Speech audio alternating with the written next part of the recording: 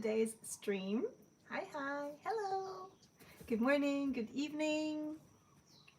So, today we are going to paint a bunch of cats in a plant pot. So this prompt is part of my monthly art challenge here on YouTube and also over on Instagram. So this month at Aloha 25 September, we are focusing on the color orange. So it's always a main color of the month, and then we'll combine it with one more color and black and white. And every week we have a different prompt, and this week's prompt is cats and plant pots. So I'm gonna start with just talking real quick about these two colors we're gonna use today and how to mix them and what kind of greens you can achieve by mixing these two. Then we'll do a sketch, pencil sketch of the illustration. And if you have looked at my newsletter today or yesterday, you have received the template. And then we're gonna do the watercolor part. So a few layers, I think like 3 layers or so. And then we'll add some texture and shading with colored pencils. All right, let's get started. I'm gonna turn the camera around. And we'll start with color mixing. Okay, as always, you know it's going to be a bit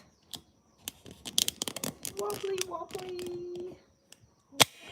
Here we go. All right. Oh, and that poor little withered leaf you can see there, I just plucked that from my kalo plant out in the yard. I really thought about bringing in the whole plant, but because I haven't planted it yet. It's still in a pot, but oh man, it was just too heavy. So I just decided to show you guys a leaf that still has all the main features intact, even though it looks a bit sad and wilted. Okay, let me just rearrange everything on the table so it fits in the picture. Okay, and please, as always, let me know if I should zoom in, zoom out, if the audio is okay, all that. If this is your first time joining the live stream, I don't know, do we even have somebody here who's here for the first time? Or, if you're watching this after the fact, so after the stream, I usually host up to 2 live streams every month, and even though they're usually always connected to my monthly art challenge, it really doesn't matter. You can just pop in and paint whatever motif we're doing that day, and you don't have to feel obliged to fulfill all 4 prompts of the month. I just wanted to say that on the side. I try to make the prompts in a way where, it's fun to just paint that one prompt and not having to fulfill the whole challenge of the month. All right, so before we get to color mixing, let's talk about this plant first. So this is more widely known as the taro plant, T-A-R-O, but in Hawaiian, it's called kalo, K-A-L-O. And I think, so by the way, this is a very, very young leaf. They can grow to a very big size, several feet. It's like huge. So this is how they start out. And all these leaves have this specific shape in common. So it's an elongated, almost like a heart shape. And then when you look to the back side, you can actually see the veins better. So it's like a Y shape, that's the main veins, and then from there on the smaller ones go like this. So I think this is a very good way to simplify the shape of the taro plant. If you want to draw it, just make sure you have this kind of like this heart shape is a base shape, and then the Y shape for the main veins. The color, of course, is a bit off because this is wilting. They are very lush and deep green when they're healthy and, you know, not on their way out. Okay, let me put this to the side and let me look at the chat for a minute to welcome you all. Hi, Mom. Yay, she made it. I actually called my mom 10 minutes before the stream because last time she totally missed it and she was so sad. So I made sure to call her today. Kind of like, hi, Mom, starting in 10 minutes. Hi, Sylvie. Hi, Steph. Hi, Tracy. Hi, Kerstin. Ooh, we have a first timer. Hi, Susie. She says, I'm here for the first time, saw you on a summit and liked your style and subscribed. Ah, thank you so much. That might have been the summer creative retreat maybe with Peggy. Okay, I think I said hi to everyone. Okay, as I mentioned, we always have a main color of the month. So this month it's orange. I am using my own handmade Aloha watercolors, but you can use any brand you have. So the color I'm using today is called Alani. Alani actually means orange in Hawaiian. And I also will use a phtalo turquoise. It's called Jade Vine in Aloha Watercolors, but again, you can use any kind of turquoise. If you have a phthalo green, that would also be a great color to use today. I advise you to use a transparent green if you have, so phthalo turquoise or phthalo green would be perfect. And I'm also gonna use black. So black ochre, it's called Shark in Aloha Watercolors. And this is just my old pan of the Jade Vine. It's my favorite color. I use it a lot. And because for myself, I always only use the pans that are actually not really full. So this is still in the process of being made. But yeah, often I just grab whatever is half full and then I just use that paint for myself. So that's why I actually go through my paints a lot faster than you guys might, because I usually never start out with a full pan.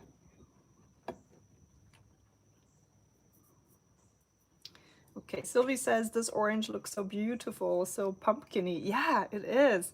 It's a Naples orange. It's such an interesting pigment, you guys.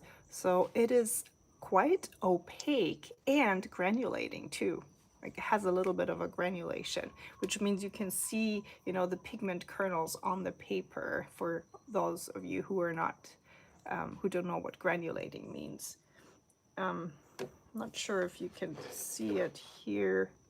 It doesn't really show up in this painting here that much because I went over everything with colored pencil.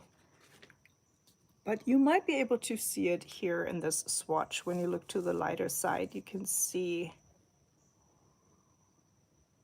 like compared to the Jade Vine, to the phthalo turquoise, that looks really flat and even, almost like ink. And then here you can see the pigment, the powder, the kernels.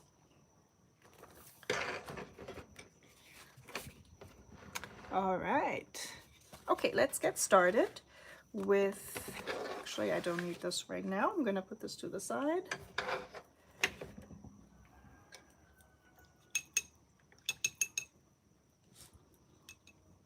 Now that I'm using the brushes, today's brushes will be around brush size 8 by the Pigeon Letters. I'm also going to use a mop brush or aqua brush, quill brush, I think they're also called, by Kum, Germany, K-U-M, size 10.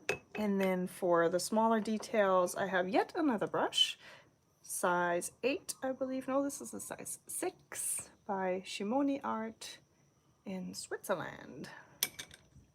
Okay, but just for a quick color swatch, so this is the Alani orange, Naples orange, and the phthalo turquoise,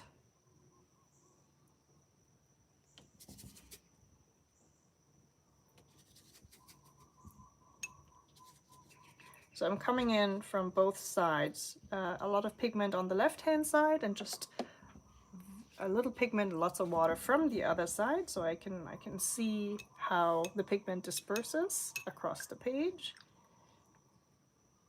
And then you can already see how it mixes to this really nice mossy green. So in my last live stream, we also made some interesting color mixes where I introduced the new Huakai set, and I was pretty amazed at some of the mixes. I know that Sylvie suggested a very interesting combination of the red and the green pigment, and I actually ended up really liking that kind of a dragon blood red. So just goes to tell that I should try out unexpected mixes and blends more often. Okay, look at this gorgeous. I mean, it is so interesting, isn't it? It's like a mossy green. This has a lot of orange in it, so let's add a little bit more phtalo turquoise to make it a bit darker, a bit deeper. What I find really interesting about this particular mix is that because the Alani Naples orange is granulating, it the color separates a little bit. So when this is dry, you will see little specks of orange show up. Okay, you guys, I know I'm getting into this a little bit. I am a watercolor paint maker, so you know, pigments get me all excited. So I'm gonna try and keep this relatively brief and short so I don't bore you with you know, everybody except for Sylvie, because she's as much as a pigment nerd as I am. But you can already see how the orange shines through here. And this is something you can work with in your illustrations. So, you know, you can try out different pigments and see if you are more the type that likes flat colors, no pigments showing through too much, no granulation, separation, etc. Or maybe you're more the type that loves working with these types of watercolors that behave in a way that you don't expect maybe, and it's kind of difficult to control these kind of watercolors. See, I think it's more obvious now, the separation here. So I, for one, really like this kind of surprise in my watercolors. I do love working with granulating watercolors and mixing them and seeing what happens. But then I also really love texture in my illustrations, and I really go for that rather than going for a flat look that you can, for example, achieve with gouache very well. I like that too. It really, I guess it depends on the illustration itself and on my mood and what I want to achieve that day. Okay, so over in the chat, Steph says that she loves color mixing. I do too.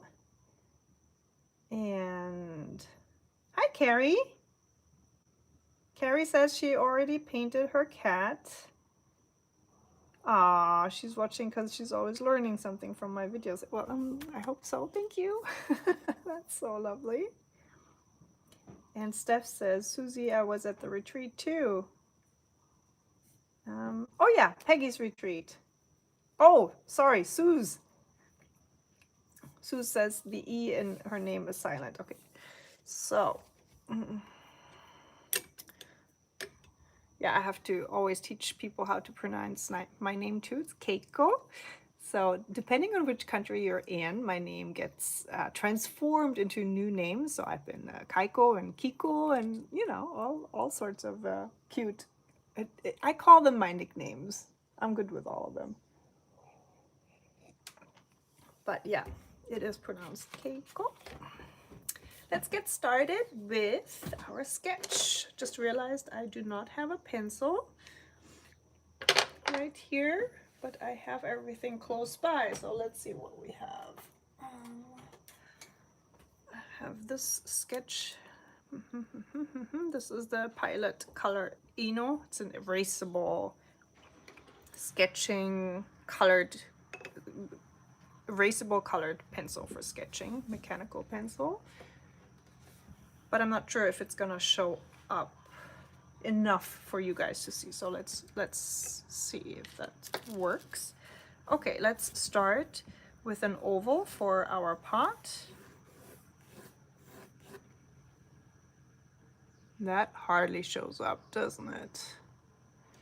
Let me go a bit closer, maybe, as much as we can, and still have the original illustration. Let me see if I can find a regular pencil. I feel like they always show up better in the live streams. I'm just looking around my desk. I have so many pencils, but they're all colored pencils. Hold on. Ta-da! Found one. Okay. So this is a pencil with a relatively soft lead, and it'll show up really well here. Okay, so we start with an oval for the pot. We're not gonna close it because the cat's gonna come in here. And then you draw 2 lines down, not straight. They're gonna go in like this a little bit. And then you repeat the same curve that you did up here down below to finish the pot. So we're gonna paint or draw in the cats later. I just wanna mark one head. So another oval, a small oval here for cat 1. And then the other one that's asleep in the front is gonna be the other oval here in front. This is where the body goes. So we're keeping it very loose in the beginning. This is actually just so we can find the placement of our different items. Now we're gonna have 1, 2, 3, 4 kalo leaves. Number 1 will go here. Number 2 is the big one over on this side. Then we have one here, and then that's gonna be the little wilted one here on the side. So depending on where you started on your page, be flexible. You can change the shape of your leaves slightly if you feel like it doesn't fit the same way that it fit in my illustration. Don't worry, just change it a little bit so that it fits your page. So what I'm doing here is I'm painting, or I'm drawing the leaf from the side. Okay, it is still roughly a heart shape. So especially for this one here, for the one on the right hand side, you can just draw a half heart, a little bit of a wavy line. And then for the other one on the left hand side, you kind of add this part here.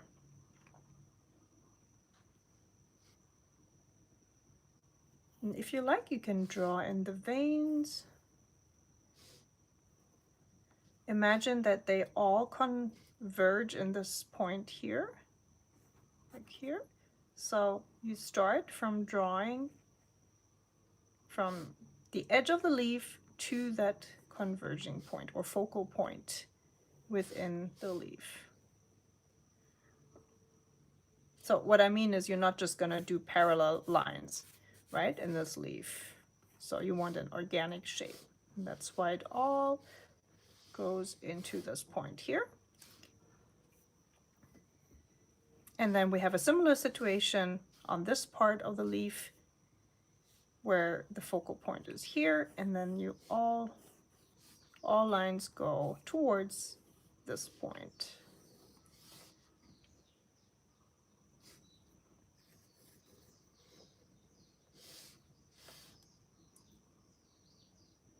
And we draw the stem towards the pot and a little bit inside the pot. The way the cats lie in the pot is that you know, the leaves are in the background and they're kind of pushing against them.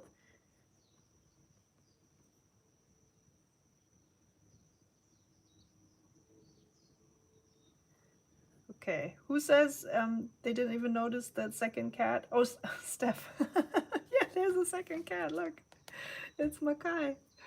I can show you the photo where I got the inspiration from. Oh, I don't have that on my iPad. That can't be. I think I really... I think it's on my phone and on my computer, neither of which I can show you right now because I'm using the phone to film and my computer is away, far away. Okay.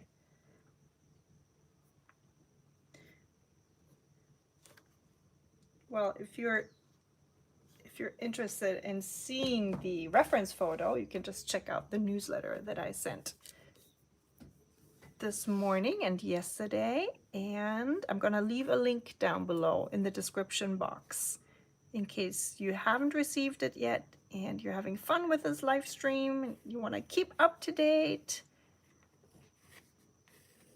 then you can subscribe.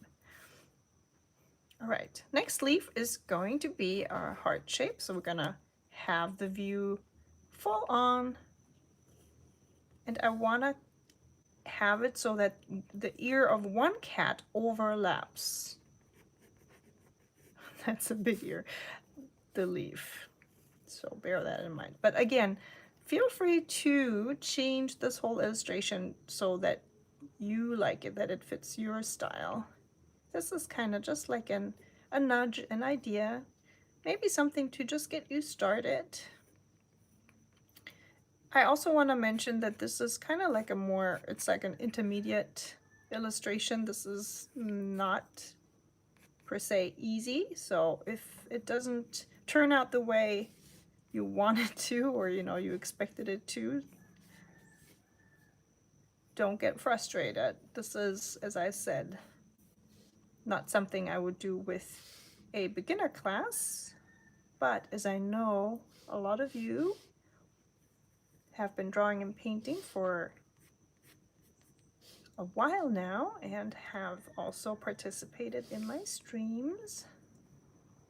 You know, it's unbelievable. Just the other day I realized I've been doing this on YouTube for 9 years now, since 2016 I think, or 2017. I think Instagram has been 2016, and then I opened my YouTube channel, I think in 17.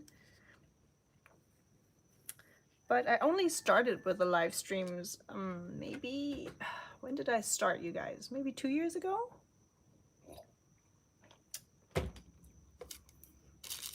I don't keep track of these things. It's I'm terrible. I should do more, you know, celebrations. Like my Aloha Watercolors shop is now 7 years old this year. You know, always miss it. It always happens in the summer where other things go on, and I just I just missed it again.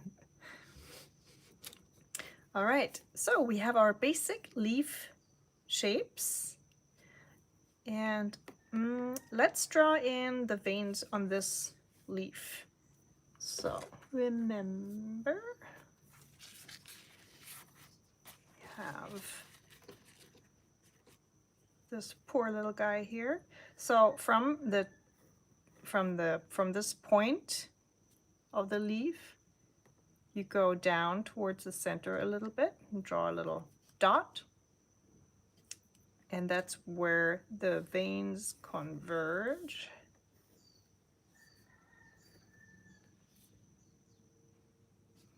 And then from this line, you have the smaller veins,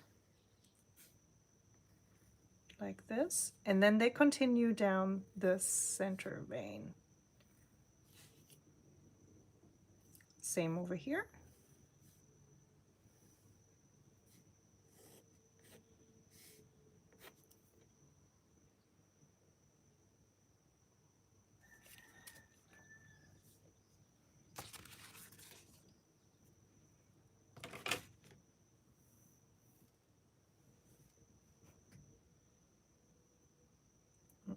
Okay, Nina says, Keiko, don't be so funny.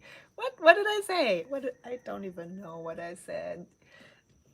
I'm glad though you guys think I'm funny. I much prefer that to being too serious.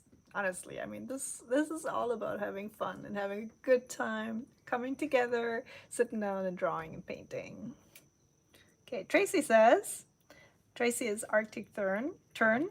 I always mispronounce it. Need an Aloha watercolor anniversary set to celebrate. Oh my gosh, you guys, I just made a set. Took me like half a year. By the time, you know what, by the time I come up with an anniversary set, it's probably gonna be right on time for next year's anniversary. So it's a good idea. Let's do it. How about, what do you think? Should I do, oh, you know what would be fun? I could do polls and ask everyone what their favorite, like all-time favorite Aloha watercolor is, and then we have this how do you say, like Aloha watercolors contest. What's the favorite colors? And then I make a set with the 10 winners or something. But then that wouldn't be new colors. However, you guys, I mean, there are colors I haven't made in 6 years or so that some of you might not even know, like, Galaxy, for example. Any of you know that color? It's like Daniel Smith Moon. What's the name of that? Moonglow, I think. Yeah, that was my version of Moonglow, for example. So, that would be fun. Or my favorite colors, Tracy says. Yeah. Okay, I'll think about it. Okay, you guys, let's go on with our drawing. Okay, so we got the leaves, we got the pot. Just need to add those little nubs here at the bottom. Okay. Another line here. You can even decorate your pot. It doesn't have to be such a boring pot. You could maybe do, I don't know, some stars or something on your pot.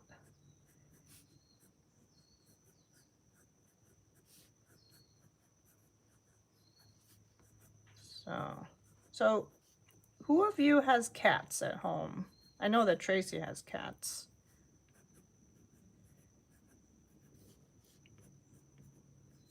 I'm trying to think who else has cats. Just can't think of Tracy right now. She has Siamese cats. And one of them loves raw fish, sashimi and sushi, and the other one doesn't. And the third one, I don't even know. Maybe it's a tie. Like sometimes yes, sometimes no. Oh, Nina has 2 cats. Kerstin has a cat too. Oh, I'm sorry, Sylvie. I know. Oh, you have that beautiful Rocky, right? Yeah. He looks like a Rocky too. He's kind of massive. Very beautiful gray cat. And Sue's used to have a cat, but not now. Oh. Maybe you should get a cat again. They're such joys. Okay, Tracy's cats. 3rd and 4th. Wait, you have 4 cats? Oh my gosh, I thought you had 3 cats. Where did the 4th cat come from all of a sudden? What are you? She says 3rd and 4th ones are too old. What do you mean by that? Hey, I have cats, but they're too old. Too old for what? Ah, so funny. You guys always crack me up. Oh, hi, Michaela. She says, mine is fast asleep behind me in a donut shape. Oh, yeah. Donut shape is very popular with cats. Oh, wow. Okay. Tracy's cat is, what, 18 years old? Okay, that is really old. And 16. Huh. Carrie says, I used to have 4 cats about 35 years ago, but then I became allergic. Oh no, that sucks. I'm sorry, Carrie. I heard that, you know, like my mom, for example, she used to be not allergic to plant and flower pollens, and now she is. How weird is that? Okay, let's get on, you guys. I feel like we're, or I'm mostly chatting forever today. Okay. Wait, Tracy, you say you were allergic to cats too, and you have 4 cats? Something's wrong there. Okay, bye, Tracy. Thank you. Oh, we're having a great one. I feel like we're having a great one. Very fun. Okay, for the cats, we already drew the basic outlines, and now we just have to kind of find our way to draw in the eyes. So once you have your oval, let me zoom in. This is something you maybe want to have a little bit of a closer look at. So you draw a curved line. It's about the top third of the head of the cat. And this is where your eyes will go. So 0.1, 0.2. Then because we have this cat's ear kind of like in the face of the other cat, you can just draw around that and kind of hide that cat's face behind it. Just work around this ear. You can choose between having the eyes open. Make sure you do that typical cat eye shape. You can also, you know, have the cat's eyes being closed. Or like this, you know, cat's winking.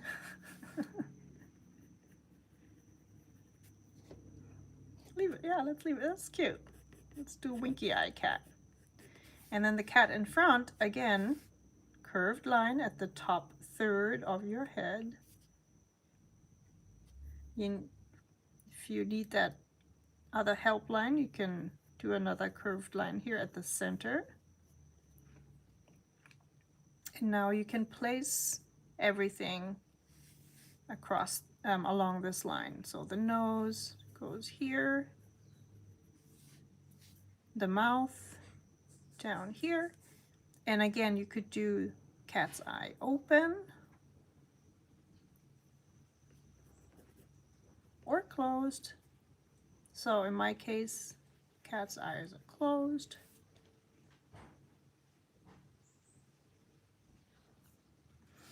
I kind of feel like this head got a little bit big. Yeah, maybe a little bit. Let's see. That's okay though, I think. It's all, you know, with those live streams, it's fine. I mean, it's not gonna be as accurate or exact as the original because I'm drawing and talking. But I do hope that that fact, you know, that I can't reproduce the same thing in the same way, just gives you a little bit of encouragement that your drawing or your painting doesn't have to be, well, it doesn't have to be perfect anyways, never ever, but that it just doesn't look like what you had in mind, or, you know, what I drew at first. It doesn't have to look that way. It's totally fine if it looks different. I think it really genuinely adds charm if you come up with your own version. Okay, let's look at everything. I have to add the stalk of this one here. Now you can see me use this kneadable eraser by Faber-Castell. Just super, super handy. Not only can you shape it to whatever point or so you need it, you can also just use it as a roller and roll across your illustration to lighten your pencil strokes without erasing them completely. So this is one of my favorite tools to use.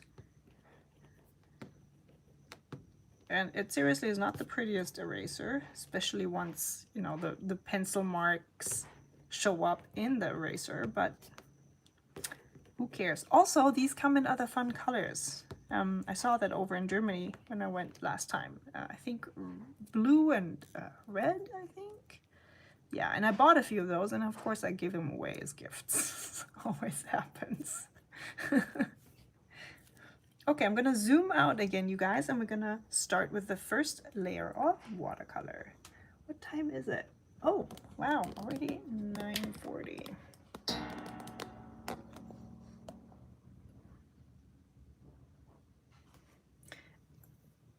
All right, okay, you guys. Any of you painting along today or drawing along? Maybe some of you are just doing the drawing today and paint tomorrow. For those of you who are over in Europe, I know it's already late, going on 10 p.m. So thanks for joining. I really appreciate that you guys join from around the globe. It's just so cool. I love that fact.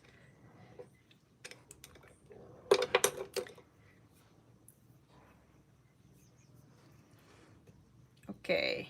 Oh, Sylvie is painting along. Excellent. And Sue's as well. Oh, that's wonderful. Okay. You know, the good thing about me talking so much is that it gives you enough time for your drawing. I hope you can keep up and have fun on the way.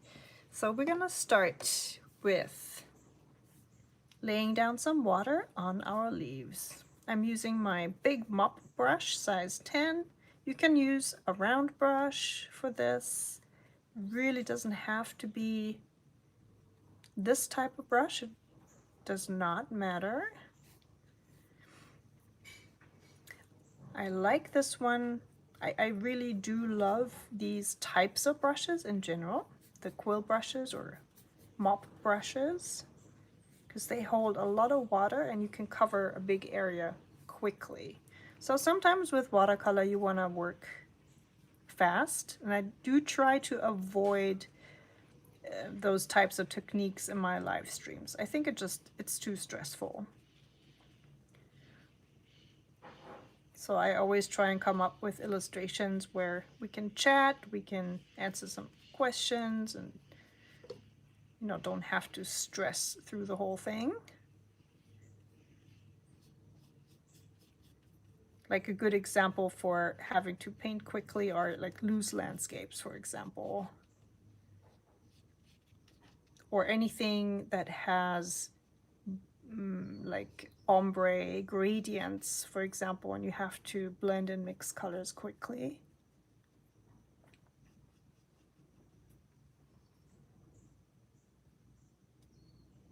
So you can see me pick up a little bit of paint straight from my pan, and I dip, this is off camera, I'm sorry, I dip my brush very lightly in water again, just the tip.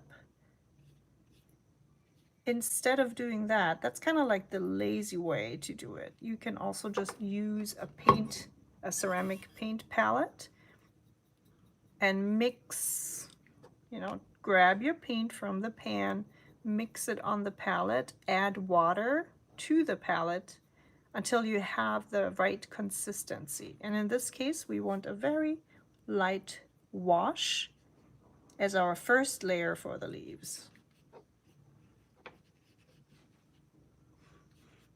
Okay, and over in the chat, Kerstin says she's painting along too. Yay!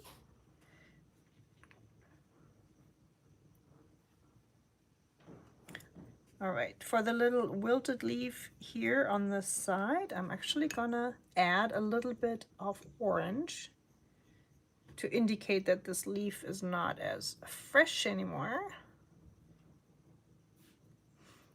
Whenever you have a very strong color or strong paint like this one is, you wanna make sure that you're a bit more careful with how much pigment you add. So all I mean by that is just, in this case, don't go into your paper or onto your paper or on your painting right away, you know, straight. with your color. You want to kind of use a palette to see what your color looks like, how strong it is, maybe dilute it a little bit more with water. On the other hand, don't be afraid. Watercolor always dries a lot lighter than what it looks like when it's wet. So I wouldn't stress too much about, you know, getting the exact perfect diluted mix of the color, especially because in today's illustration, we're gonna go over everything with colored pencil later. So it's not gonna be looking exactly like we're doing now with the watercolor. We're gonna add a lot more texture and layers on top, which of course you don't have to. So in this example here, for example, I left this leaf here on the right hand side just as it is. This is just watercolor. It doesn't have colored pencil texture. So if you like that look, you can just leave your illustration like that. You don't have to add colored pencil, of course. Okay, I'm gonna let this dry. So if it were just me at home drawing this by myself or painting this by myself, I would now wait until everything is dry. However, because we're on a live stream, I'm gonna continue, but just a little word of caution, be careful. At this point, we do not wanna mix our colors. And by that, I mean the colors of the cat with the leaves. I didn't mention this in the beginning, but I'm using a paper that dries very quickly. So this is the Canson XL watercolor paper. It doesn't have any cotton in it, and it dries very quickly, which is an advantage in today's live stream because I don't have to wait so long for the base layer to dry. If you're using a paper that is very slow drying, maybe you're using cotton paper today, then you can just pull out your hair dryer and give your paper a good dry. So we can move on to the next step, and that will be to add orange all over your cats except for the eyes. So you spare the eyes and also the mouth area.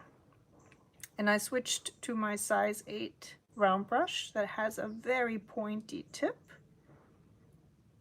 that allows me to go into detail here with my little cat. So I left one eye and also the mouth area white,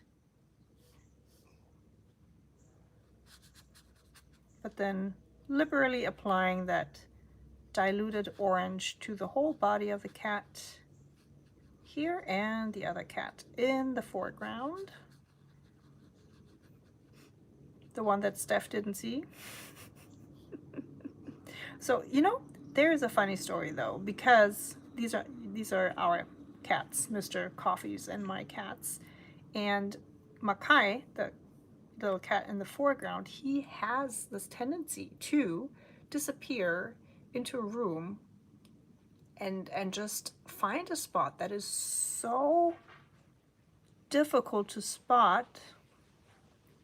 Like he would climb up on a really high perch and then go to sleep there, and you cannot find this cat. So he really has the tendency to hide. So it's kind of fun that he was disappearing into my painting here, because that's what he does in reality too. And because his eyes are closed, I just painted over the eyes, but I did leave the white for the mouth area. Now, while this is still wet, I'm gonna go in and drop in a little bit more orange pigment, less water, more pigment, into the areas that will be a bit darker later. So that's between the neck and the body here, for example, of this cat. Same over on this side. You can drop in some orange into the ears already. Again, it depends how fast your paper dries. If it's sopping wet, you gotta wait a little bit with this step. This kind of, it requires a learning curve, yeah, to know exactly how long to wait with what paper you're using.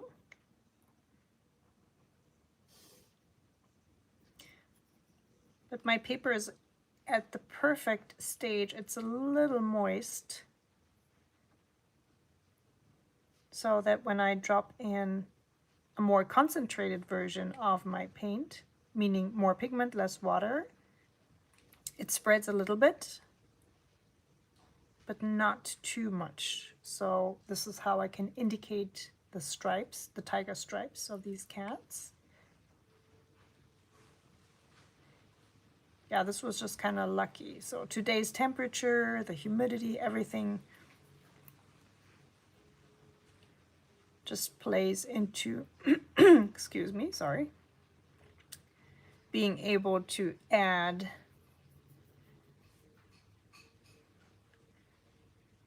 pigment and make it blend really nicely with the first layer.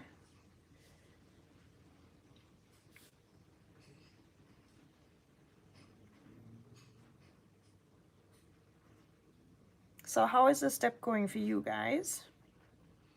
Again, it really depends on what paper you're using. Sorry, let me take a sip of tea. I really don't think I'm sick anymore, but sometimes when I talk for long stretches of time, I still feel a little bit in my throat. So if you painted your first layer and you're trying to drop in more paint and it just explodes, then you definitely gotta wait. Then it's just too wet. But if it looks like this, so it spreads a little bit, then that's perfect.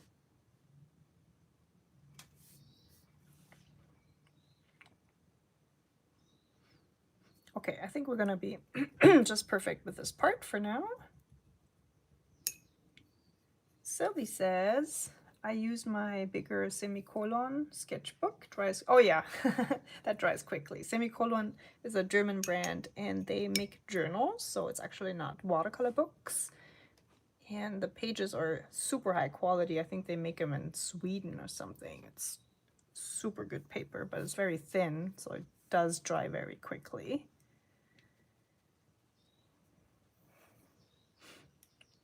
All right, let me check on the leaves. Okay, Sylvie says cats are hard for me. Sorry for your cat. She's more beautiful in real.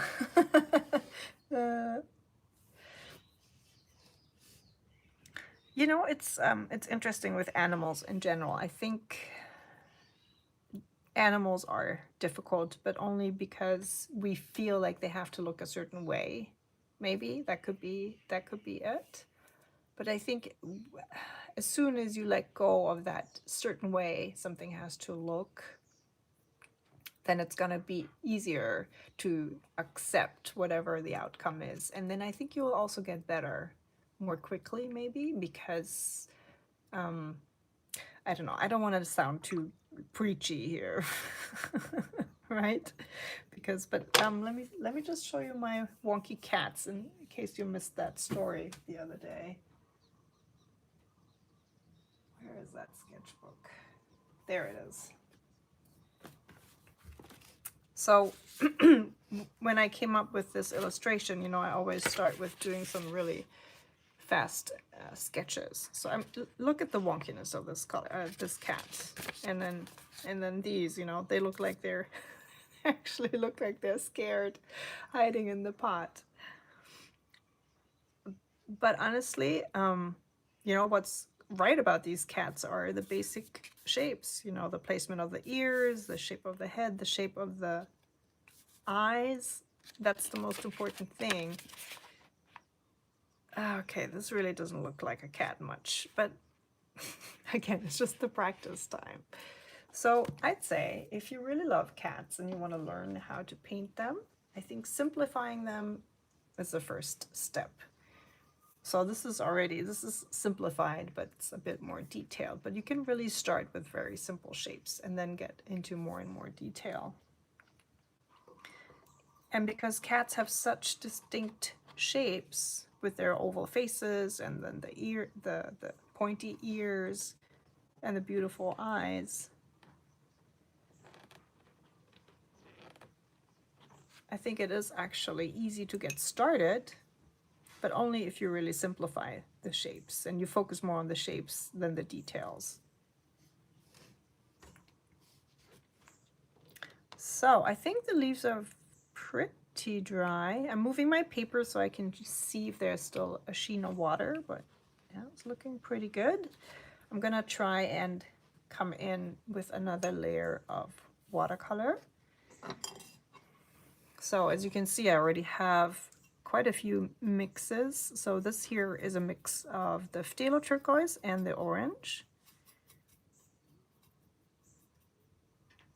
Let's mix up some more. I'm gonna just drag the orange from this part of the palette over to here and add some more of my phtalo turquoise. It's also possible for you to just use another layer of phthalo turquoise. You do not have to mix with the orange at all. And now what we're gonna do is we're gonna use some negative space painting technique to make the veins of the leaves show up and pop out. So that basically means we're gonna paint everything but the veins. So the parts in between the veins. So if you've drawn your veins with a pencil earlier, it's going to be much easier.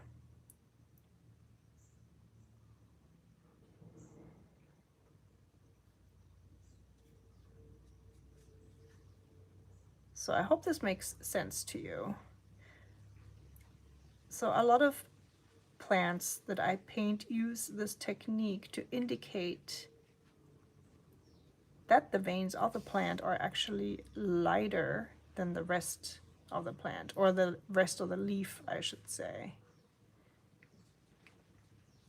If you have a leaf where the veins are darker, you can of course just use a totally different technique and just paint the veins themselves.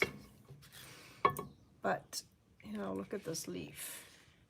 The parts in between are darker. The veins really stand out. In this case, though, you turn the leaf over, I'd say the veins are actually darker than the rest. But I think it's also due to the fact that this leaf is wilting.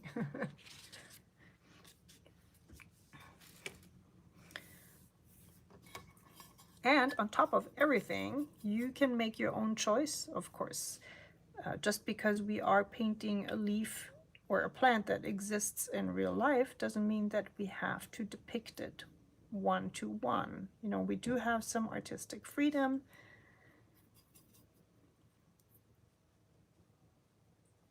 Meaning that if you want your veins to stand out, then you can use this negative space painting technique to achieve that, even if in reality the leaves might have darker veins.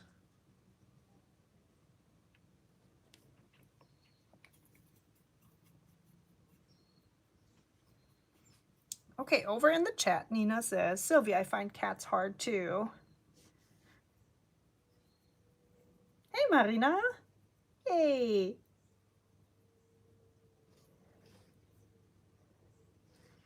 So I think Marina is here for the second time today. Welcome back.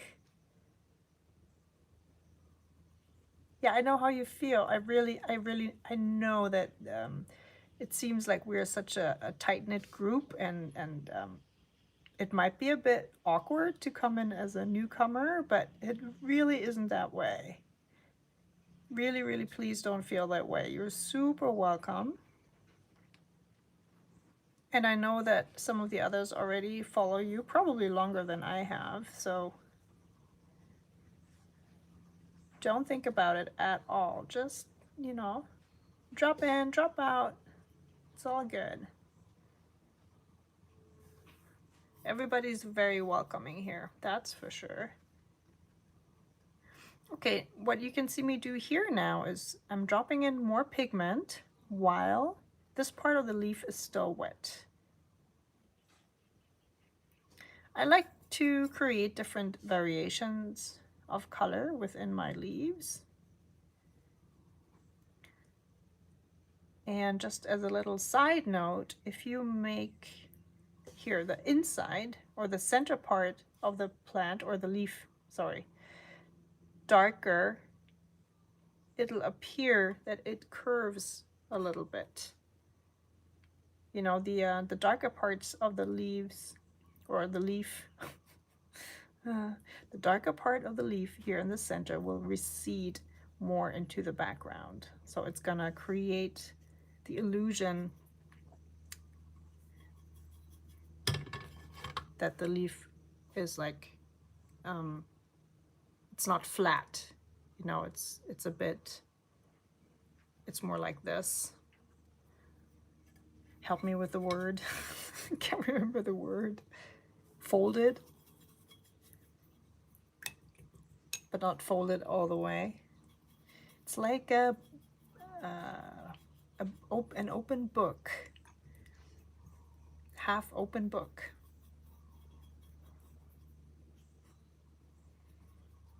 Yeah, I'm not sure, Nina. Curved is like, curved is more like this shape, isn't it?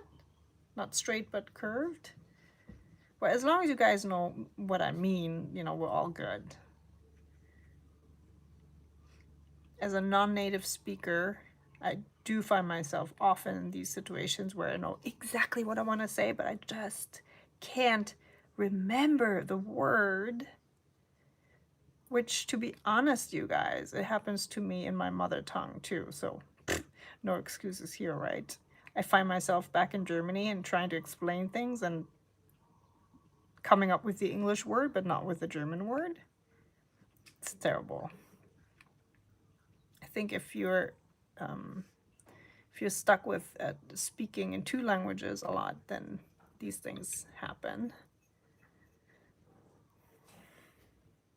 But yeah, I hope you see what I mean. So creating a little bit of depth within the leaf so that the leaf doesn't appear to be completely flat, but we're creating a little bit more interest by adding more pigment in the center of the leaf and gradually fading it out towards the edges of the leaf, like this. So, Nina, you live in Spain? Is that right? But you're, okay. Now I'm walking a very, I can't really quite remember. You're Dutch, but you live in Spain? Or am I getting this totally wrong? Okay, Suze says curled leaf. I love that word. But again, I think curled, this is more like a curled leaf here, isn't it? I really was only, so what I was referring to is just, you know, flat versus this. Kind of like half folded, right? So, and if you want to indicate that with your leaf, then the easiest way to do that is to make this part darker. I got it right. Yes. Yay. Okay, so Nina is Dutch and lives in Spain and speaks Dutch and Spanish.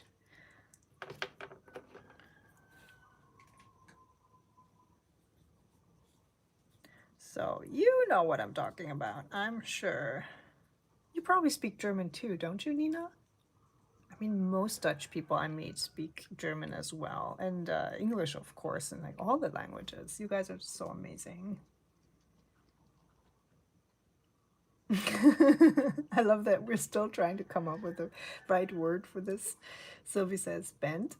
Yeah, that's a good, that's the one, I would say, right? Okay, Marina is also a non-English speaker doing podcasts live. Yeah.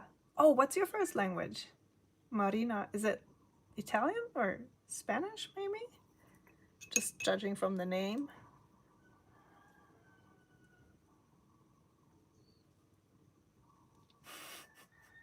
Nina says, yeah, you got it right. Spanish is hard. Wait, hard still. English we learn in school. Yeah, German and French as well. Oh, you could just French. Understand German. Aber natürlich. Sehr schön. Yeah. Yeah, I had French in school too. But yeah, don't quote me on that. I used to be really good in French, but yeah, 30 years ago, you know.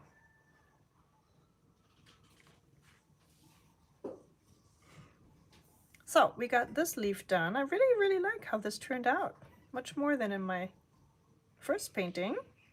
Let's do leaf number 3. So the reason why I don't want to go over to this one yet is because our first one isn't dry yet. So I'm gonna jump over to this side and I'll do the same thing. And because I haven't drawn in the veins, let's do this real quick and I can show you one more time.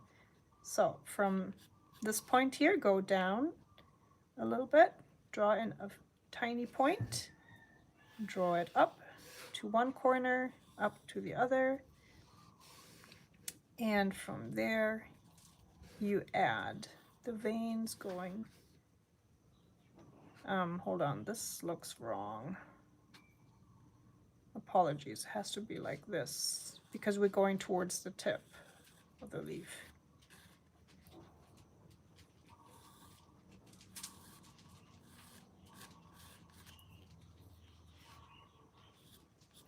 Okay, and we're gonna do the exact same thing as we did with the first leaf.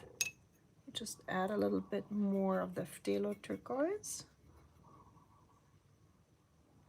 Nina asks if I've lived in Switzerland. Yes, absolutely, for 12 years. So I actually know how to speak Swiss German as well. To the point where even the Swiss didn't quite know where I was from. So I think I need to explain. Swiss German is more like a dialect of German. It's not considered its own language, even though I really want to argue that point because it's extremely difficult to learn. When you already are capable of speaking German, to learn Swiss German it's very difficult. First of all, because they have a lot of regional dialects. And they can usually tell when you're trying to speak it and you fail. So I think for the first 2 years, the only people I spoke to were my roommates, you know, my flatmates. And then when I had the final okay, you know, that's when I started to go out and apply my dialect to the world. And it was funny because people then ask me, "Oh, are you from Basel? Are you from Bern? Like, where are you from? This, you know, the way you speak, it's so interesting. Are you like from this remote valley, like in the mountains somewhere, close to the German border?" Yeah, a few people got it. They thought I was just one of these people who live very close to the German border. But I'm very, very, that's like one of my proudest achievements in my life, to be able to say that they did not realize that I'm actually German. I'm not sure I can still pull it off though, because I've lived in Hawaii for 10 years now. So the only times I speak Swiss German is now when I speak to my godchild or, you know, my friends in Switzerland, or I go visit. And of course, they're way too polite to correct me or even tell me that I sound ridiculous.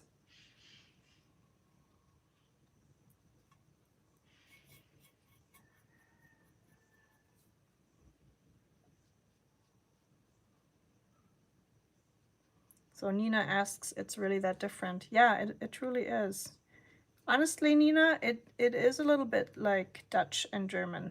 Not as far apart. I mean, I do realize those are two completely different languages, and Swiss German and German are not.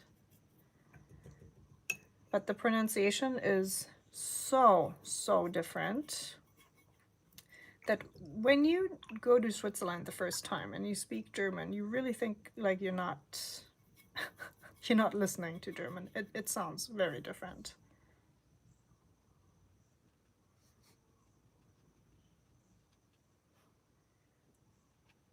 Okay, I'm trying to keep up with the chat. I think we have a little Nina and I have our little language conversation going on here now. I apologize if that bores you, other guys. It's something I love languages, so don't get me started.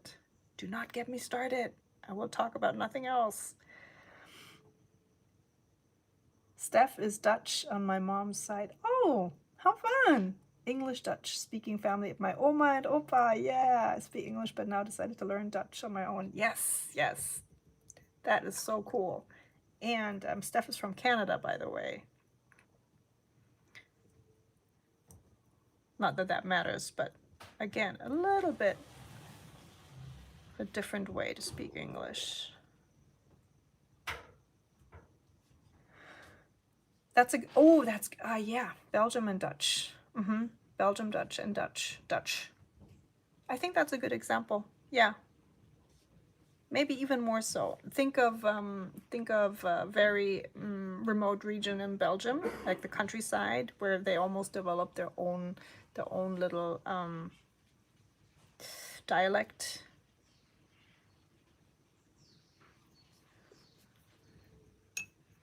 But again, you know, because Switzerland has so many different regions, they speak completely different in every region. I'm not kidding you. It's like, again, like a different language. And then they also speak, you know, German, French, Italian, and Rito-Romanic or Romanic. I'm not quite sure how to say that in English. It's, again, its own language, very, very old and ancient language. And I think at this point only 20,000 people speak it. So language-wise, Switzerland is a fantastic, fabulous place. So interesting. Truly, that probably one of the things I enjoyed the most when I was there, among so many other things. I mean, I just love that country so much. I never wanted to leave, and now I'm in Hawaii, and it's it's pretty great. But yeah, I never planned to come here. I was very happy in my little Swiss island.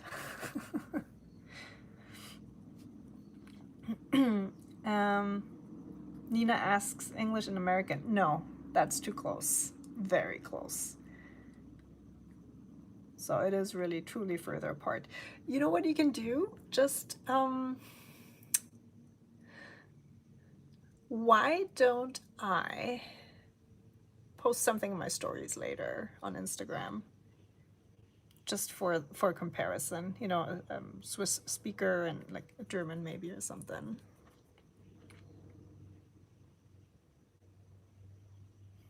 Okay, so Marina is from the north of Italy.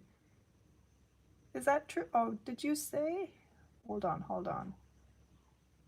Oh no, she's not Italian. Oh, I'm sorry. I lost you, Marina. So I'm trying to go back in the conversation. Are you where did it say? I did live in Italy for a while. So you're not too far off as far as what I can speak. But ich spreche Lettisch und ein bisschen Deutsch. Oh, are you from Latvia? Oh, cool. Oh, like Elena, Peggy's assistant. I shouldn't call her assistant. Like, Elena actually runs half of the show, I'm sure. Yeah, but she's from Latvia too, and she speaks 5 languages or 6 or whatever.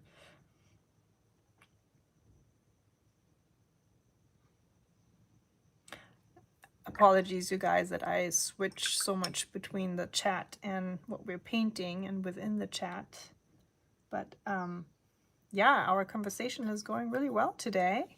Not always like that. So I'm trying to keep up while also trying to keep up with my illustration. Okay, before I go back to the chat, let me just say that I started with my leaf in the center, even though I have to be really careful not to touch the other leaf because that's still wet. But for this leaf here in the center, we're going to do the exact same thing as we did with the others, however, just on this side, yeah? So just on this half part of the leaf. I'm going to do negative space painting technique to bring out the veins. And I'm just using whatever is left on my palette. So I'm having yet another shade of green here to work with. However, because all these greens are made up with the same mix of orange and phtalo turquoise, they're gonna go well together. It's not gonna look weird or unnatural because we're using the same two base colors. This is a good tip for you in general. If you want to have consistency within your painting, just use a limited color palette and make up all your colors from those limited colors.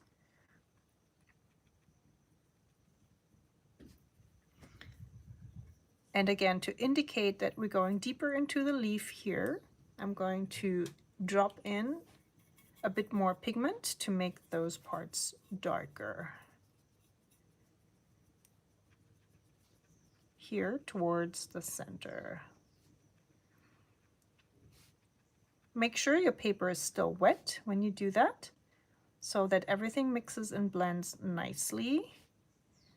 The goal is that you do not have to move the pigment around at all, just able to let everything dry and it kind of blends by itself. Oh, that's Mr. Coffee's phone. Let me just get that real quick, otherwise it'll just ring forever.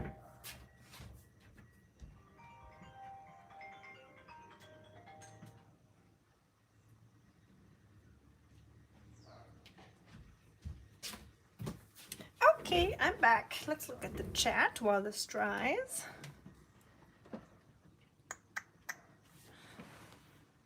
Okay, I'm trying to get... Okay, so Marina is from Latvia, yeah. And German and Italian descent on my dad's side. Oh, that's so cool. Hi, Bonnie. Bonnie just popped up in the chat, and she wants to know if I'm not Hawaiian at all. So I'm not Hawaiian at all. I am Japanese and German. My mom's Japanese, and my dad's German. And Keiko is actually a great name to have in Hawaii because people know how to pronounce it, because it is, yeah, it is kind of similar to Hawaiian. However, it is a Japanese name. And Keiko, in my case, in my specific case, means view, like when you go up a mountain and you enjoy the view. However, in Japanese, it really depends how you write the name, so which character you use. So actually, the name Keiko, if it were written with a different character, could also have different meanings. It's kind of a difficult concept to wrap your head around when you come from a language that uses, 25 letters like English does or German, and not pictures like they do in a lot of Asian countries. So yeah, Keiko is it's not Hawaiian, it's Japanese.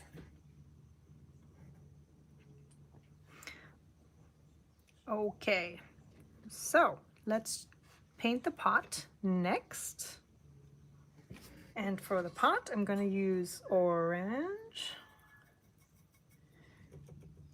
And I'm going to mix in a little bit of black to make it darker. I'm trying to do as much as possible on camera. So that's why I'm kind of awkwardly moving things around.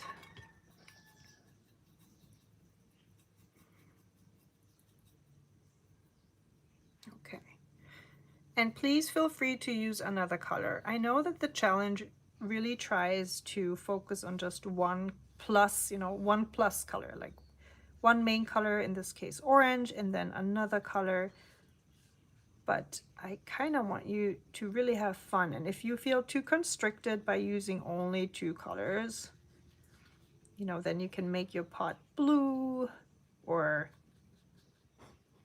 any other color that you like. I do, however, think that because everything but the cats is kind of a more subdued color, does make the cats stand out more. So they are, of course, the focal point of this whole painting. And the fact that they have this pop of orange makes them stand out even more. So this is a good tip for you guys. If you, for example, paint a large painting where there's a lot going on, let's say you do a jungle scene, lots of greens, lots of plants, lots going on, and then you want to add a few animals. If you use very bright colors for these animals, you'll have them pop out, of course. So that could be one style feature you could use.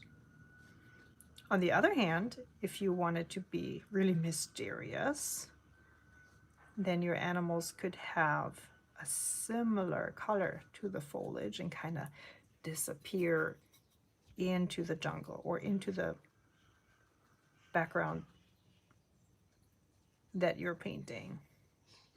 So in this case, for example, if my cats here were dark brown or black,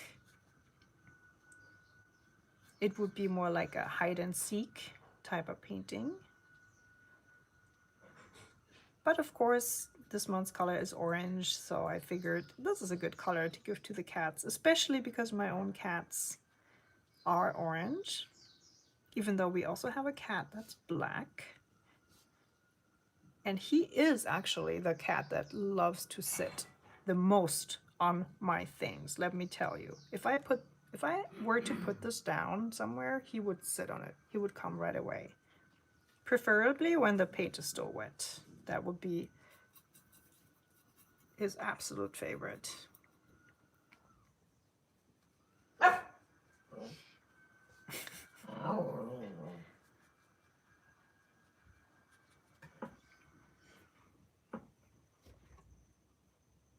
All right. Oh, I love how the chat's going off today. I guess I didn't think that talking about languages would spark the chat so much, but I love that. Sylvie says South Tyrolean, so that's in Austria, you guys. I understand very well, as I was there as a very young kid and always were with old people there speaking their dialect only. You know what? I do not know how they talk there, but I would assume, yes, probably that's a good comparison. German and, you know, a very distinct Austrian dialect.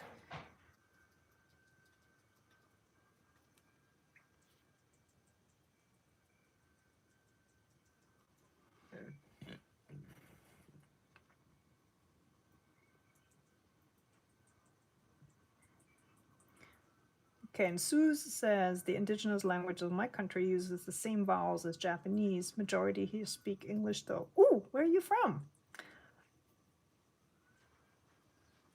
Okay, Suze, where are you from? That is so fascinating. Use the same vowels as Japanese. I mean, it's true for Hawaiian as well. You know, they use the exact same vowels, just have a few more less letters. Hawaiian only has 13 letters, so that's one of the big differences. And then Mom says, das ist so faszinierend, wie du dunkler und heller schnell malen kannst. Echt amazing. So she says she loves how everything is like a little lighter and darker and how fast I can paint. I'm not painting fast today. I'm like super slow, you guys. But that's because we're talking so much, which is great. That's what the live streams are all about. Bonnie says, thank you. My background is German and Dutch, but I'm from Chicago. Ooh. Kind of have like this German-Dutch vibe going today. Love it. Okay, thanks, Sylvie. Gonna forget what I said earlier. South Tyrol is not Austria. It's part of Italy. Oh my God, yes, Südtirol. Oh, like Bozen, etc., right? I wish, this is the drawback of live streams. I say something stupid like that and I can't take it back. So just erase that part where I said it's part of Austria. I'm sorry, you guys. I really, really should know better because I've been there like 5 times, right?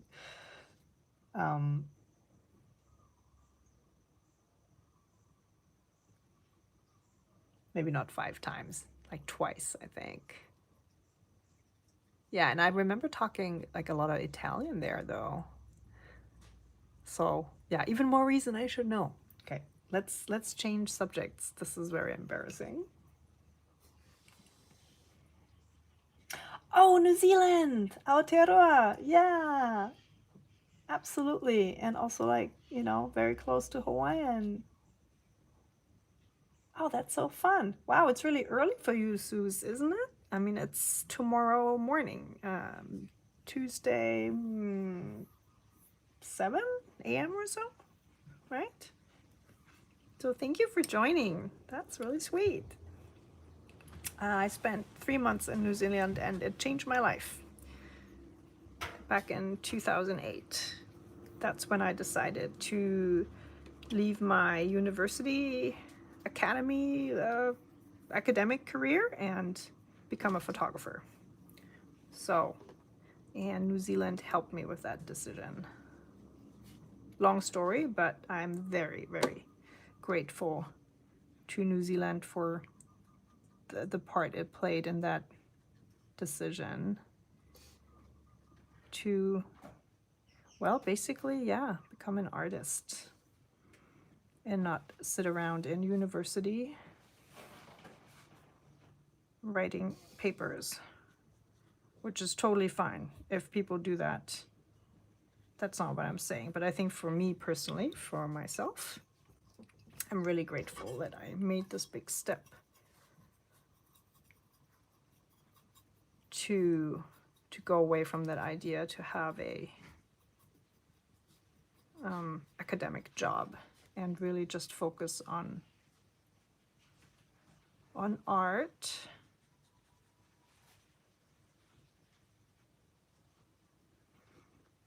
So for those of you who didn't know that about me, I worked as a professional photographer. That's what I did in Switzerland, by the way.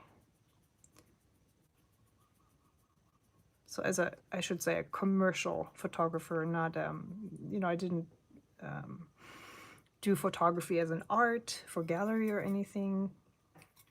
I really worked as a commercial photographer, products, weddings, all that. And I loved it. It was the right thing for me to do at the time. And I think it really allowed me to do the next step, which is to become a small business owner for my watercolor paints and to focus on art. I still use photography, of course, it comes in very handy to create my content for social media and also do my product shots and everything myself. But I'm also glad I'm not a photographer anymore and not having to lug around the things, the gear. It's heavy, you guys. Okay, I'm sorry if I broke up, if the sound broke up. It was probably because I'm running low on battery. So let me plug in my phone. Could you just quickly tell me if you heard the last things I said or if at some point the stream paused?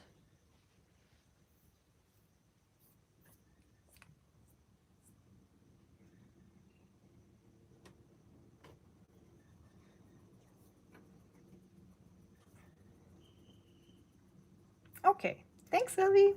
Thanks, Nina.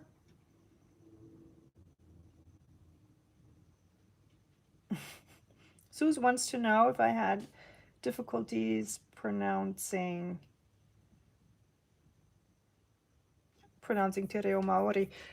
Honestly, not so much, but maybe that's my German background. I feel like I had an easier time studying Hawaiian as well because I have a Japanese and German background. So I never had to struggle with the different ways of pronouncing the words here. Yeah, I guess that's an advantage.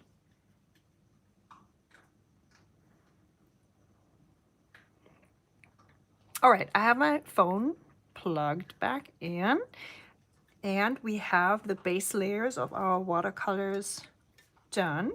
So the next thing I want to do with watercolors is just add a few more shadows to the pot, to the cats. And you could do all this with colored pencil also. You don't actually have to do this with watercolor, but I think it just adds a little bit more, it goes so well. I'm still in my language mind, so I wanted to say it works really fluently, but that's not the word.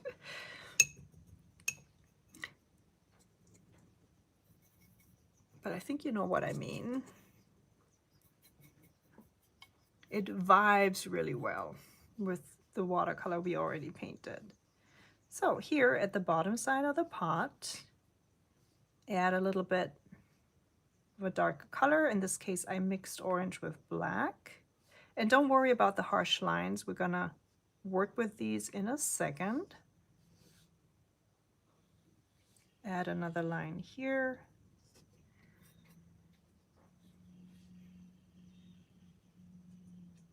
I'm still using the same size 8 round brush, which might be a bit big for this job, but please always feel free to change brushes. I'm really lazy with changing brushes. I tend to paint everything with the same brush, which is not very advisable, especially not if you're just starting out. I rinsed my brush and I dried it a little bit, so it's just damp, and now I'm, you can see here, mixing, like dragging the pigment, the darker pigment down into the lighter area of my pot.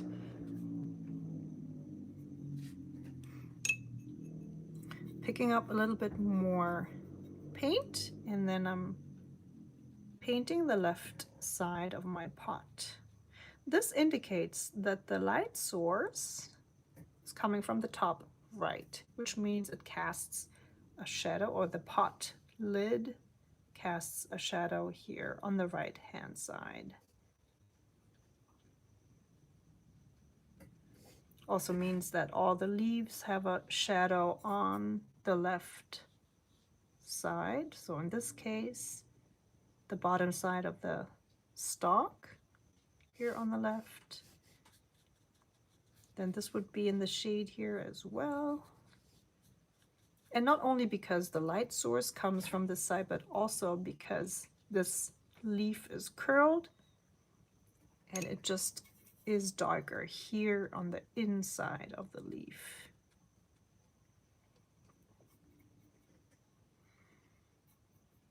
Then we'll have some shadow inside the pot. So here and here. And you can make this part really dark. You can actually, if you like, go in with straight black here and here. So in my first painting, I had a little bit more space here in the pot, but in this one, my cat just got a bit fatter and it just kind of fills out the pot perfectly. So I'm not gonna add anything on that side. I'm adding a bit more black here to the stalks of the leaves.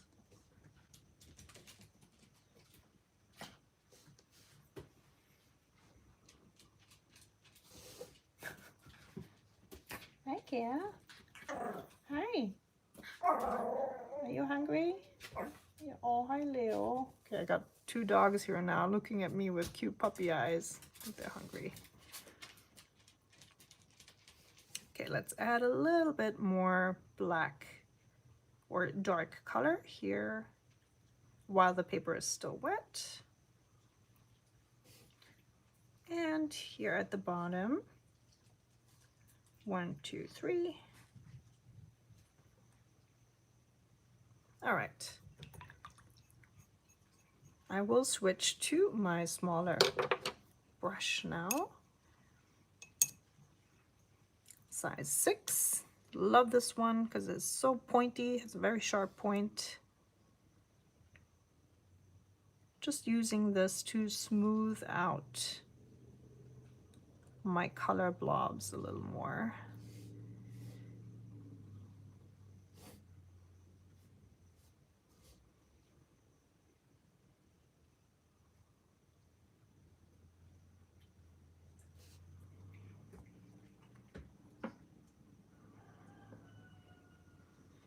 Okay, and over in the chat, my mom says, yes, Keiko means view in Japanese. Okay. Ich wollte, dass du natürlich und so wie schöne Aussicht, schöne Persönlichkeit entwickelst.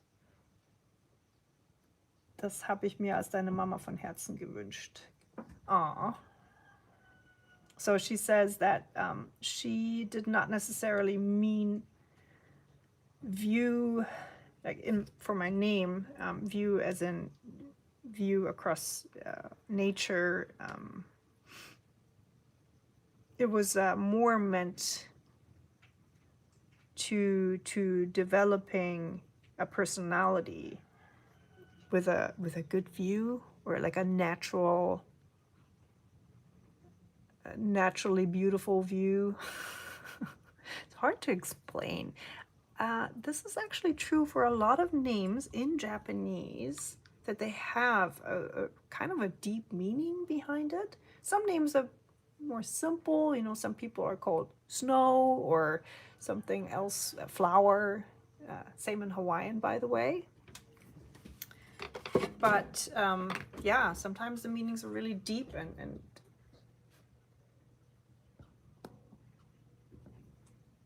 sorry, I just stopped, but I thought that my phone was complaining again that it has no battery, but it's plugged in.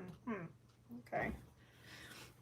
So yeah, names in Japanese, also in Hawaiian, sometimes have very, very deep meanings. So all my neighbors here are Hawaiian, and their names are so long, they don't even fit in regular documents. I mean, literally, their names are like, the sun comes up behind the dewy mountains in the morning. That's like such a long name. So a whole story behind it, and I find that very beautiful. Okay. I feel like I'm talking a ton today. Oh my goodness. It's already 10:30. I'm sorry, you guys. This is taking forever.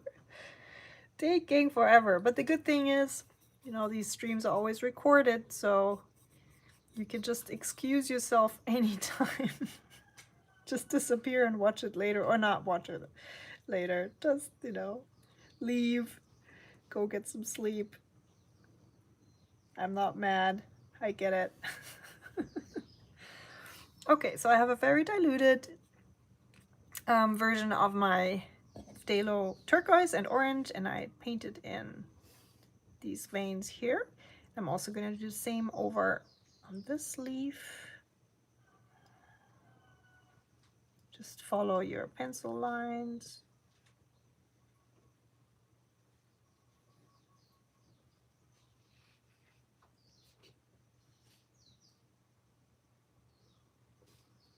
All right, and now I think we're ready for the colored pencil part. If you don't want to do the colored pencil part and you want to stick with watercolor, then pick up your, or if you already have it, stick with your small round brush. And then you can do all the details with watercolor, just using very little water and a lot of pigment. So you have a concentrated version of your watercolor. And then you can draw with it just like you would with a fine liner or a colored pencil. You can do all the cat details. I'm just quickly showing you this now so you can do this at home too. But it's also really fun to do these details with a colored pencil. It adds a little bit of a different texture, and I think especially as a beginner, it's easier to draw with a pen or a pencil as opposed to drawing with a brush.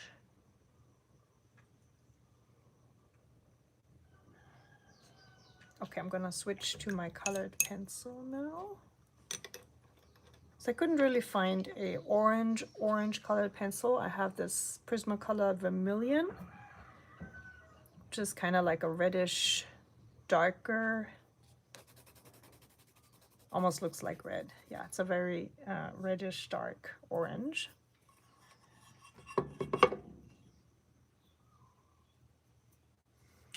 And Marina says, Keiko, your mom is so sweet. Oh yeah, she is. Oh my goodness. She is for sure the sweetest person I've ever met. Love you, Mom. Miss you. Okay, so let's see. So I'm using regular colored pencils, which means please make sure your paper is really dry.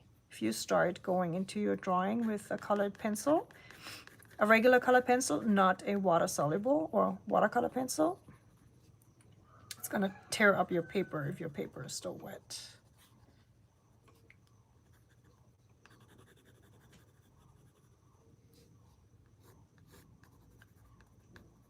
So I'm lightly going over the bodies of my cat. And yeah, it's still a little, it's actually still a little wet. So, you know what, you guys? I'm gonna go back to my watercolor because the cats are still wet.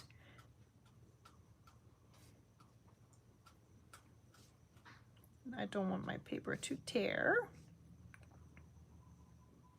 I just wanted to let you know that you have the option of completing your illustration either with watercolor or with colored pencil. Just, you know, however you feel like.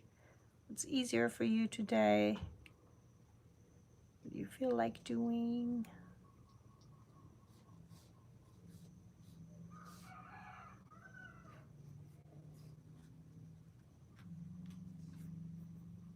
So I'm adding a few hairs here and there, adding a few loose strokes to my outline.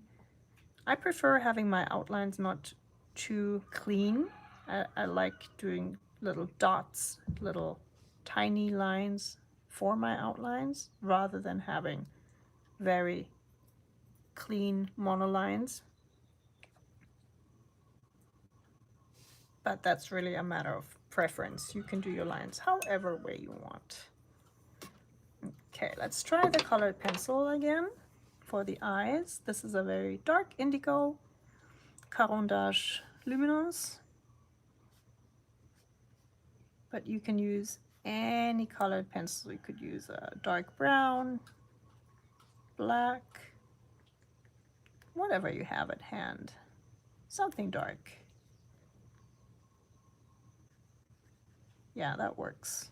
So these parts of the cat are already very dry. Just gonna zoom in a little bit. Which means it works really well to add these little fine lines and details with a colored pencil. The whiskers. So my cats actually have white whiskers, but I find those almost impossible to draw. I mean, I could theoretically go in here with a white Jelly Roll pen, but it wouldn't really show up too well. So again, as I mentioned before, it doesn't have to be too realistic. I kind of feel like it's more important that the cat has whiskers rather than what color exactly those whiskers are.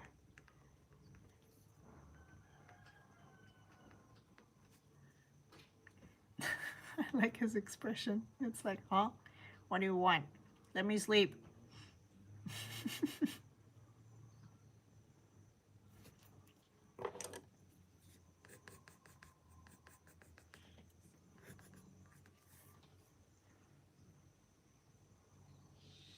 Yeah, I think it's enough for the cats.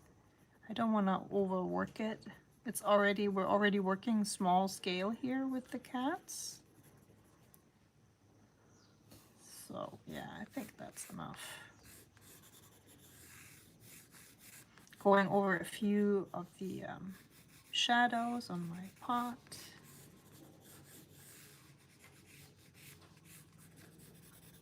So I'm walking a thin line here because, yeah, the paper is still a little bit moist.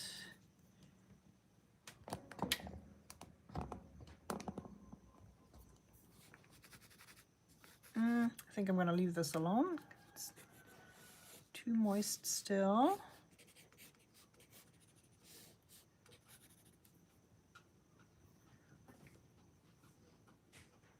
Okay, what should we do about the stars? How about, well, I could make them green or orange. Let's see, maybe a very light phthalo turquoise.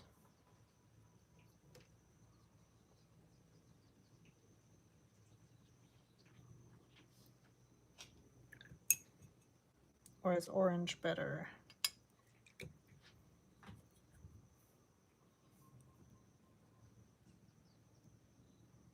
What do you think, you guys? Orange or turquoise? I could do both.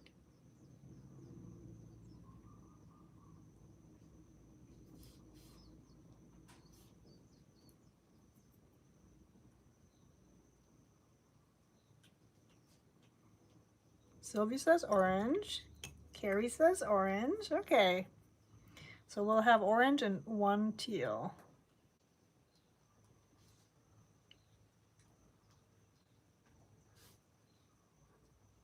Steph says orange. Okay, orange wins.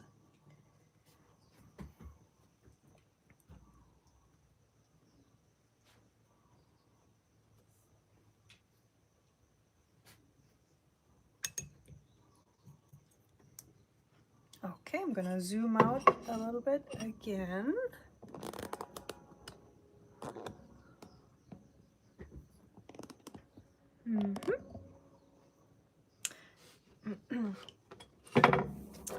And I have my, what is this? Malachite green. I do not agree. I don't think this looks like malachite at all. My dear people at Caron d'Ache.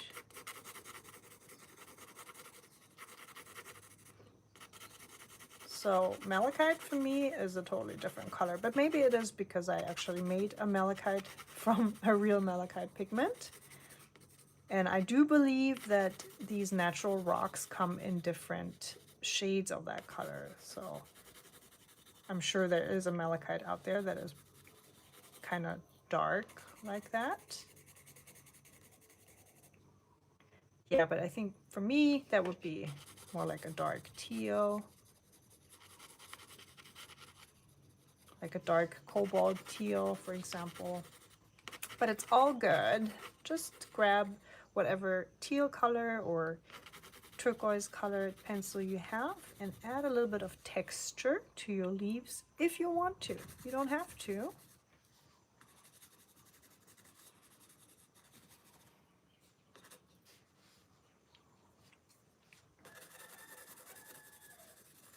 The reason I'm holding my pencil like that is that I don't want to drag my hand through the parts of the painting that are still wet. But you can of course turn your paper.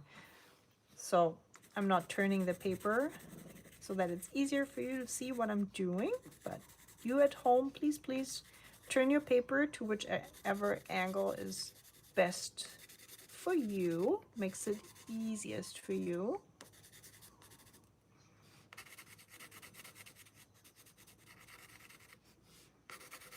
Thank you, Steph. She says she loves this so much. Aw, I'm glad. I gotta say, this one took me a while, this motif, to come up with it. I went through a few sketches. I usually start, actually I can't say I usually start. Sometimes I have a prompt and the idea is in my head right away. I see the prompt and I have an idea for an illustration. This one though, I did go through my own photo roll on my camera to see what kind of pictures I had of our two orange cats. And then I went over to Unsplash and typed in cats and plants, or cats and plant pots, and had a look at what showed up there. And relatively quickly I saw a few cute cats in plant pots. However, all the plant pots they showed had tiny little plants, just, you know, tiny leaves, and I kind of thought it would be fun to add a little bit of a, you know, Hawaiian vibe. And a lot of plants here have large, large leaves. And that's what I really liked about this idea. I like the idea of having a large plant and kind of like small cats, rather than the cat sitting in the plant pot and crushing the plant. And then I made a few sketches.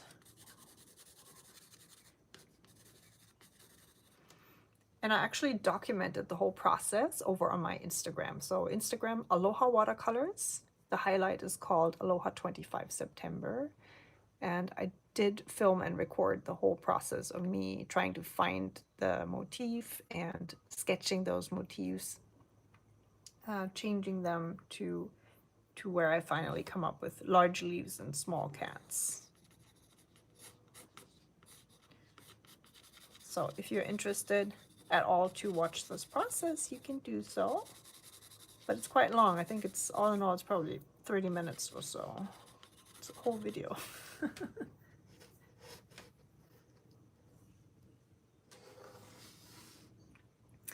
And Steph says her cat is a silver and black tabby. What's tabby exactly? Is that like a tiger? I've heard this word so often, I feel like I should know what it means exactly, but I just kind of see it and then I forget to look it up. But I've heard the word tabby a lot.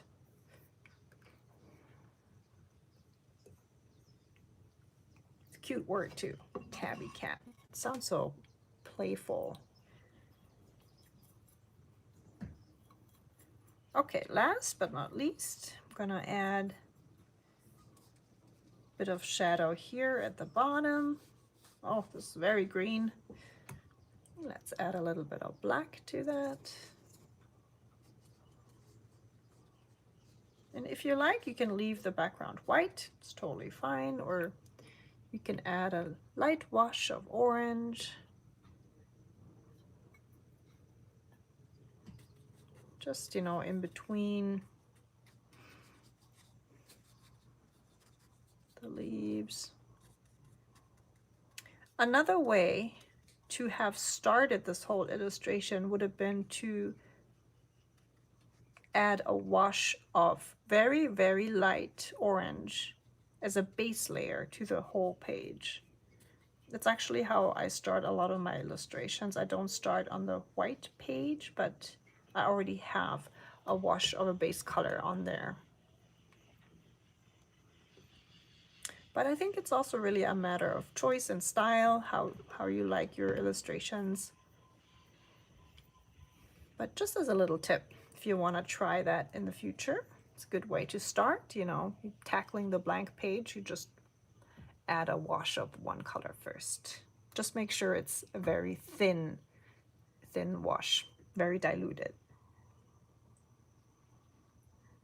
Okay, Carrie says, your cats are tabby. Cats with darker stripes. Yes, they are. Little tigers. Steph says, I think it's the print pattern on the fur. It's similar to these kitties. Yeah. But it's like a lighter colored cat with tiger-like stripes. Is that darker? Yeah, darker tiger-like stripes. But then how do you know which stripes are darker and what's the base color of the cat, right? It's like zebras. Are they black or are they white? Do we know that? I kind of like to think that they're black zebras with white stripes. I think that's kind of cool. Really, really dark zebra, white stripes. Not a white zebra with black stripes. I don't know, but maybe that's just me. Okay, in my original drawing, I added some colored pencil to the pot. Give it this kind of texture, almost like a terracotta feel, even though it's a plastic pot. Over here, I don't feel like it needs anything. I kind of feel like this is pretty much done. Maybe a little more here on the stalk. And of course, you know, if you hate wonky lines, you can always go back in and straighten out those lines later on. But that's really something that I do not mind at all. All my illustrations are wonky and I like it that way. Maybe just one thing here is to indicate that this leaf really is wilting and it's going. Can add a bit more orange to the edges of your leaf.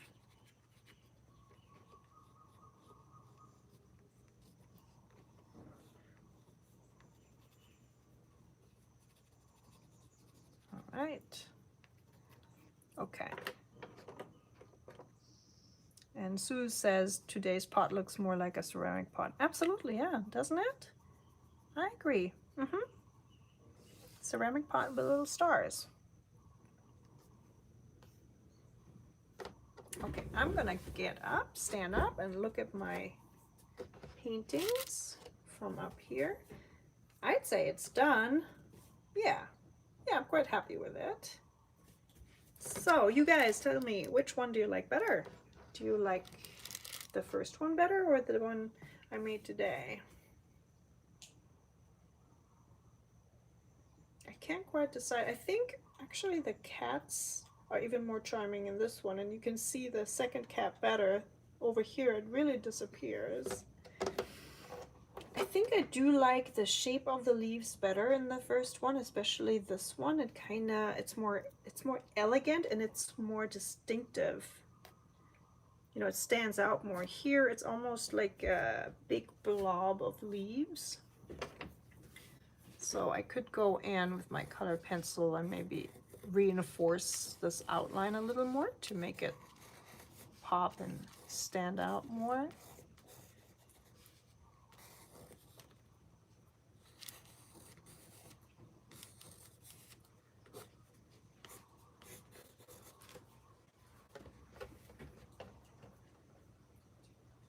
Yeah, I think that's it. I do like the pot too.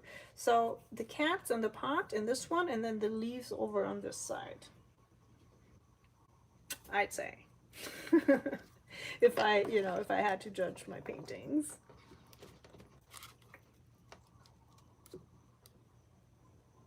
Yeah, and Sue says the same thing. Prefers the cats in this one and the leaves in the first one. Yeah, right. Okay, and Steph says she likes both, but for different reasons. Yeah, same here. That's the fun thing.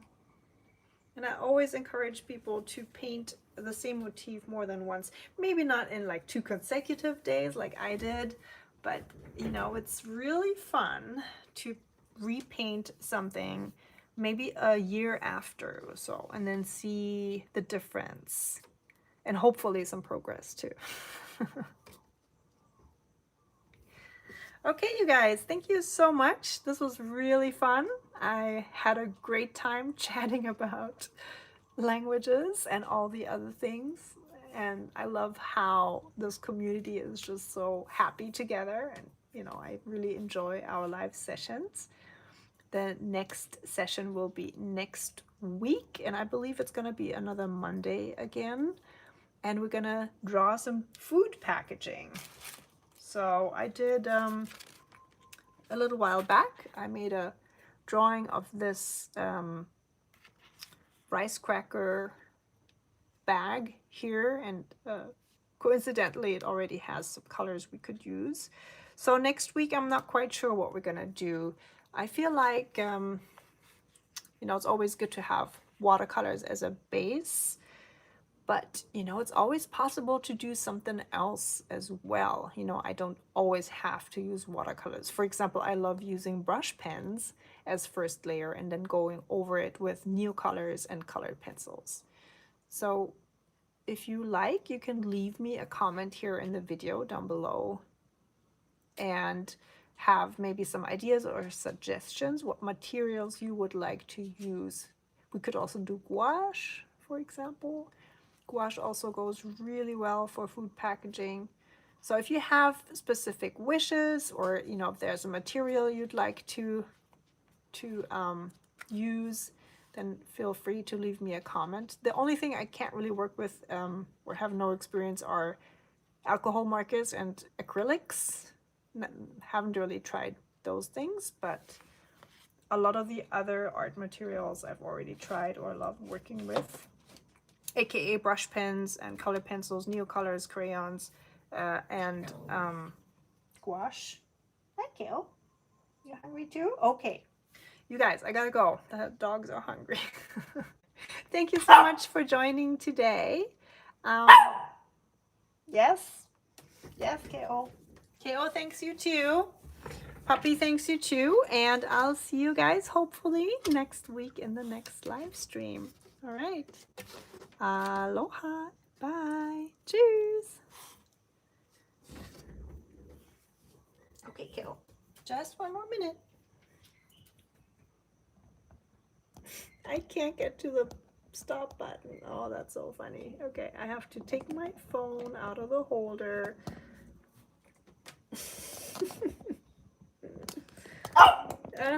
Wow, wow. Okay, now, bye-bye.